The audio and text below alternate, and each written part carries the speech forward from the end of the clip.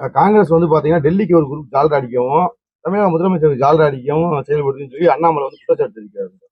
அண்ணாமலை அவங்க கட்சி அதாவது எங்க கட்சியில வந்து கருத்து சுதந்திரம் இருக்கும், நாங்க பேசுவோம்.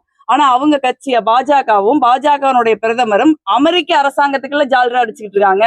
அமெரிக்க அரசாங்கத்துக்கு ஜால்ரா அடிச்சு இந்தியாவையே வித்துட்டாங்க. இந்திய விவசாயிகளை வித்துட்டாங்க. இந்தியாவில சிறு குறு நடுத்தர தொழில்கள் செய்யறவங்களை வித்துட்டாங்க. இந்தியாவில் இருக்கிற மாணவர்களுடைய இளைஞர்களுடைய வேலை வேணுங்கிற அவங்களுடைய எதிர்கால கனவை வித்துட்டாங்க.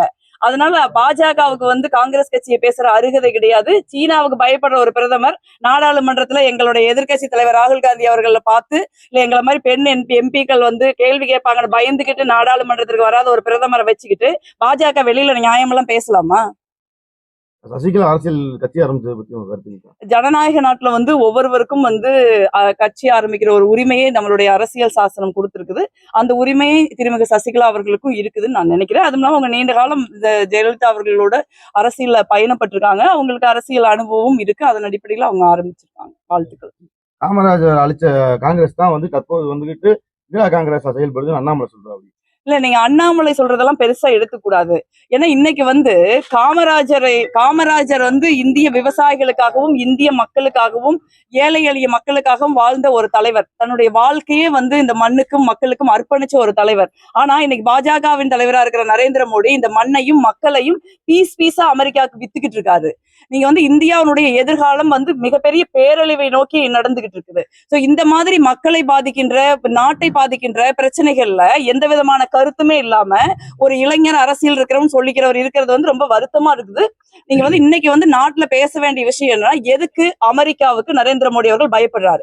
எப்ஸ்டைன் ஃபைல்ல சின்ன பெண்களை ஒரு தீவு கூட்டிட்டு போய் அந்த பெண்களை வந்து பாலியல் ரீதியாக துன்புறுத்தி பல்வேறு நாட்டில் இருக்கிற தலைவர்கள் முக்கிய பிரமுகர்கள் எல்லாம் அந்த தீவுக்கு வர வச்சு அந்த சின்ன 8 வயசு குழந்தைங்க 9 வயசு குழந்தைங்க 7 வயசு குழந்தைங்க வாழ்க்கைய முழுக்க சீரழிச்ச ஒருத்தனுடைய ஃபைல்ல இமெயில்ல நம்ம எதுக்கு இந்திய பிரதமருடைய பேரும் பாஜக கட்சியை சேர்ந்த ஹர்தீப் சிங் பூரி பேரும் வருது. சோ அந்த எப்ஸ்டைன் ஃபைலோட ஒரு பகுதி தான் அமெரிக்க அரசாங்கம் அதிகாரப்பூர்வமா வெளியிட்டு இருக்காங்க. இன்னும் ஏராளமான ஃபைல் வெளியிட வேண்டி இருக்கு. சோ அதற்கு பயந்துகிட்டு அவங்க பேர் இருக்குது, அவங்களோட சேர்ந்து அந்த கொடிய குற்றம் வந்து உலகத்துக்கு தெரிஞ்சிடும் அப்படிங்கிற பயத்தினாலதான் இன்னைக்கு இந்தியாவை அவங்க வித்திருக்காங்க. அதை தான் பேசணுமே ஒழிய இந்த மாதிரி ஒரு குழந்தைகளுடைய வாழ்க்கையை ஆயிரக்கணக்கான குழந்தைகளுடைய வாழ்க்கையை சீரழிச்ச ஒருத்தனோட இந்திய பிரதமருக்கும் பாஜகவின் அமைச்சருக்கும் என்ன வேலை? அதுக்கு முதல்ல அண்ணாமலை பதில் சொல்லட்டும். சட்டமன்ற தேர்தலில் காங்கிரஸ் திமுக கூட்டணி தொடரணுமா இல்ல வந்து விஜய் கூட கூட்டணி ஆகுமா மேடம்? இல்ல, காங்கிரஸ் திமுக கூட்டணி இப்ப நடைமுறையில இருக்கு. நாங்க ஒண்ணு வேலை செஞ்சுட்டு தான் இருக்கோம்.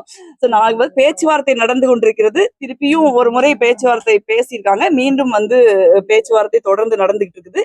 அது சம்பந்தமா வந்து நீங்க மாநில காங்கிரஸ் கமிட்டி தலைவர் பொறுப்பாளர்கள் எல்லாம் இருக்காங்க. அவங்கதான் வந்து அந்த மாதிரி அரசியல் கேள்விகளுக்கு பதில் சொல்லுவாங்க.